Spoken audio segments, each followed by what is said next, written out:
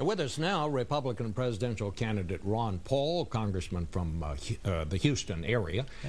Congressman, I have to be honest with you. Until you got on the internet last week and raised about $4 million, I don't think a lot of people took you very seriously. How in the world did you do that? Well, I guess the first confession I have to make is I didn't do it.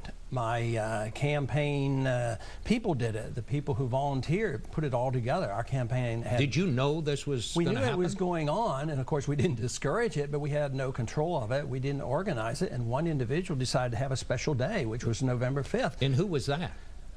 This person? His name is Kleiman, and he's from Miami. I've talked to him once on the phone to thank him, but I've never met him. He's never been involved in politics, and he heard about me, about the war issue, looked up the website. He said, boy, I agree with everything he says. It's the first time he's ever gotten involved. He says, I think I'll raise him some money. And he did it. And it just goes to show, I think, how powerful the message is that we have. I don't think it's me, myself. I don't think it's the organization as much as the philosophy of limited government and freedom that people are just starved for. Let me just ask you, you and I are probably close to the same age. Did you know anything about the internet or much about it when you got into this campaign? I was pretty much, I wouldn't say that I was anything like a computer expert. I don't know how to program or anything, but I've used a computer, especially since I went back to Congress in '97. That's when I got my first computer, and I used it a lot for mostly research. I mean, it's just, to me, unbelievable what you can find out on the internet. It's very interesting. You have advocated pulling out of Iraq. That's right. What do you feel about Iran? Do you see that as a threat to this country? No, I think you don't. No, I think Iran. I think our policy toward Iran is a threat. That's what I fear. You know, I fear that tomorrow we might bomb Iran. That really scares me. But Iran doesn't have a nuclear weapon. Our CIA said they might.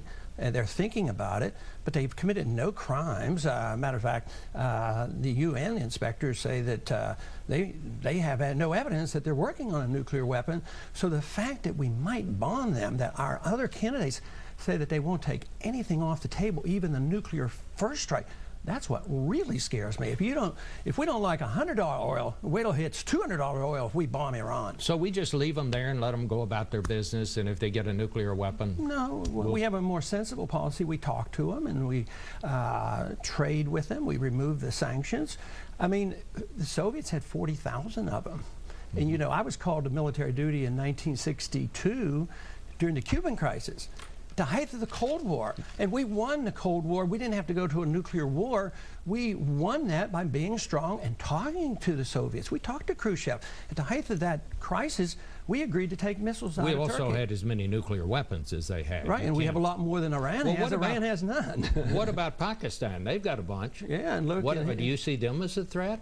I see our policy as a threat because we've been subsidizing. And here we have evidence that they've been turning over information to the North Koreans. We reward people who get nuclear weapons. The Pakistanis have had a nuclear weapon. They have a military dictatorship. They overthrew an elected government. And what do? We send them $11 billion.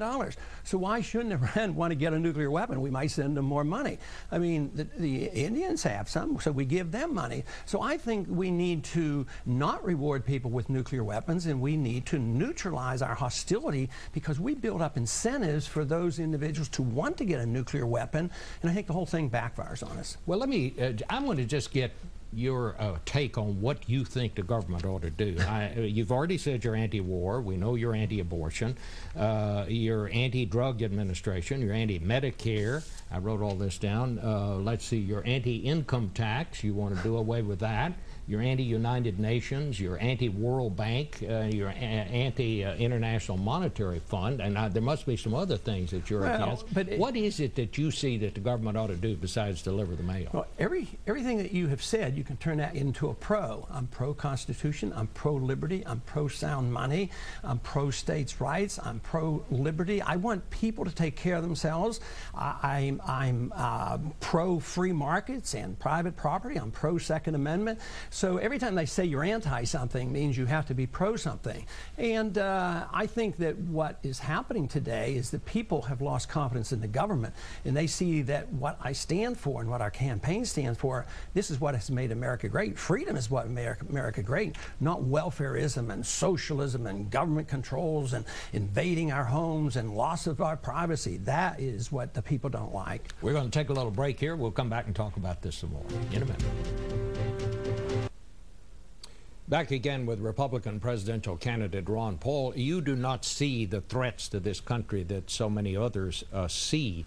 Do you think we ought to even have a military, Congressman? Oh, obviously, that's one of the responsibilities we have as national defense, and I think that's where we have fallen down.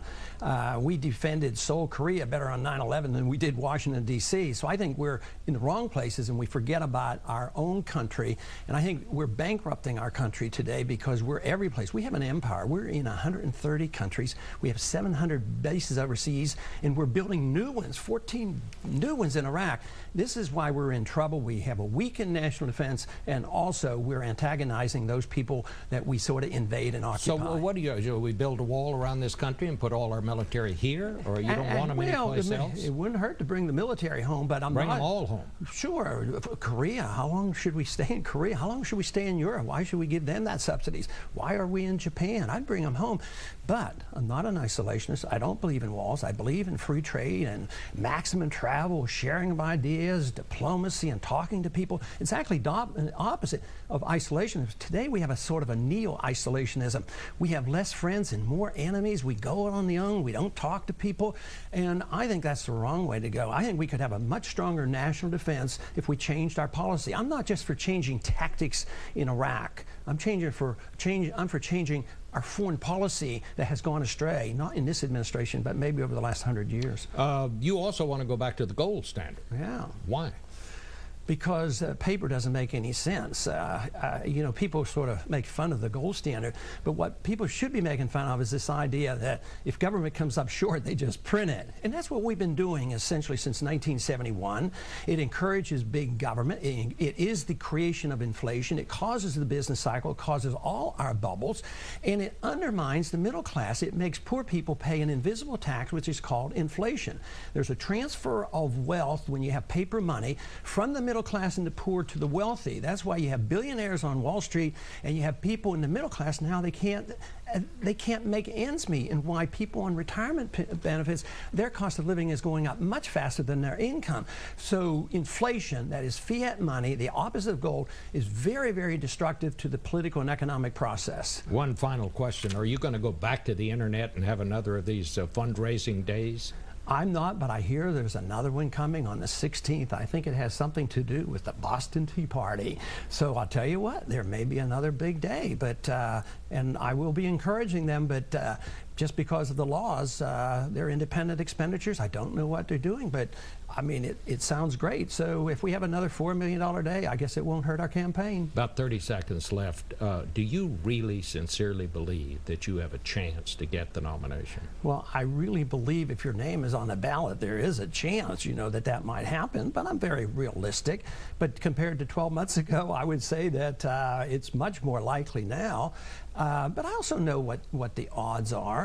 But I'll tell you what, don't try and tell my supporters that there's not a chance, because they believe it.